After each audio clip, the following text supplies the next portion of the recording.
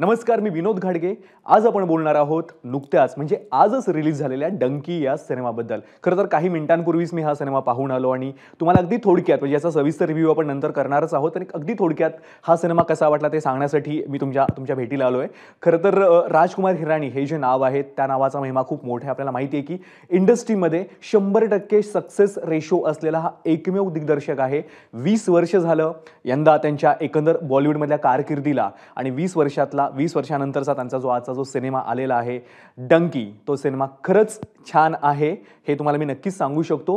कारण मुळात गोष्ट ह्याची आणि ज्या पद्धतीनं राजकुमार हिराणी हे ती गोष्ट एक्झिक्यूट केली आहे, जे पेपरवरती होतं ते त्याच पद्धतीनं पडद्यावरती साकारलं गेलं आहे आणि त्यामुळेच हा सिनेमा पाहताना म्हणजे मी सकाळी 6चा शो बघितला आणि तुम्हाला सांगायला मला आनंद वाटतो असा की पहाटे 6च्या शोला सुद्धा लोकांची तितकीच गर्दी होती, प्रेक्षक तेवढ्याच संख्येने आले होते आणि प्रेक्षक त्या सिनेमाला दाद देत होते।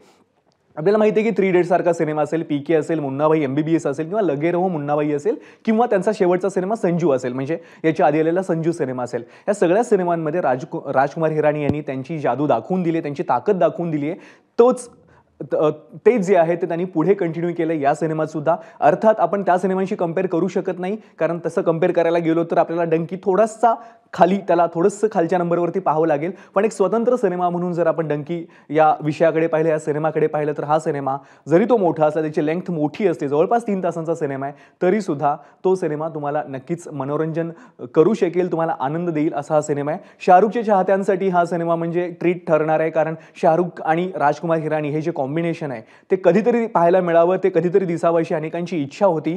कारण अर्थात जसं मी सुरुवातीला सांगितलं की राजकुमार हिराणी यांचा 100% असलेला सक्सेस रेशो आणि त्याची जी पुण्य आहे ती कुठेतरी शाहरुखलाही मिळावी, त्याच्याही नशिबात एक छान सिनेमा यावा अशी त्याची खूप इच्छा होती। आणि जे आपण अगदी सुरुवातीला जेव्हा त्यांनी फर्स्ट या सिनेमाचा टायटल लॉन्च केलं होतं डंकी सिनेमाचं, जे राजकुमार हिराणी यांच्या स्टुडिओमध्ये शूट झालं, त्यांच्या ऑफिसमध्ये शूट झालं होतं, त्याच्यामध्येच शाहरुखनी सांगितलं होतं की तो किती डेस्पिरेट आहे त्या सिनेमासाठी किंवा राजकुमार हिराणी यांच्यासोबत काम करण्यासाठी।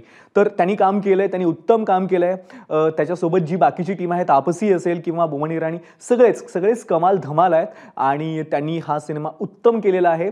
अर्थात उत्तरार्धात तो थोडासा रेंगाळतो, आपल्याला वाटतं की हे काय सुरू आहे किंवा थोडंसं आपलं लक्ष मोबाईलकडे जातं, पण गंमत अशी आहे की राजकुमार हिराणी प्रत्येक 15-20 मिनिटांनंतर एक नवीन ट्विस्ट आणण्याचा प्रयत्न केलाय। म्हणजे फर्स्ट हाफ तर इंटरेस्टिंग आहेच, दुसरा हाफमध्ये सुद्धा जेव्हा आपल्याला असं जाणवतं की अरे हा सिनेमा तिथेच रेंगाळतोय की काय, तर त्या वेळेस त्यांनी 15-15 मिनिटाच्या गॅप नंतर काही ना काहीतरी घडत जातं आणि हा सिनेमा आपल्याला हलू देत नाही, तो खेळवून ठेवतो। अर्थात सिनेमाचा जॉनर हा थोडासा कॉमेडी अंगाने जाणार आहे, जसं आपण आजवर त्याच्या सिनेमांकडे पाहिलं, पीके जसा होता, जसा 3 इडियट्स होता, त्याचा जो जॉनर आहे तसा जॉनर आहे, ना सस्पेन्स थ्रिलर आहे ना ॲक्शन आहे, तरी सुद्धा स्लाइस ऑफ लाईफ म्हणजे आयुष्याचं गणित तो ज्या पद्धतीनं मांडतो, ते गणित मांडता आपली इथली परिस्थिती मांडतो, समाज मांडतो, राजकारण मांडतो, देशाचं नाही जगाचं राजकारण मांडतो, विजा पद्धत जी आहे त्या पद्धतीवरती तो भाष्य करतो आणि हे सगळं करत असताना तो कुठलाही आव आणत नाही,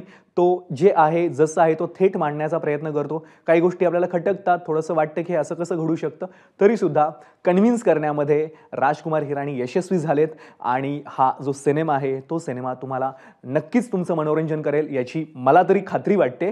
सो आता हा तुमचा कॉल आहे की हा सिनेमा पाहायचा नाही पाहायचा, पण मी या सिनेमाला देतोय 3.5 स्टार्स।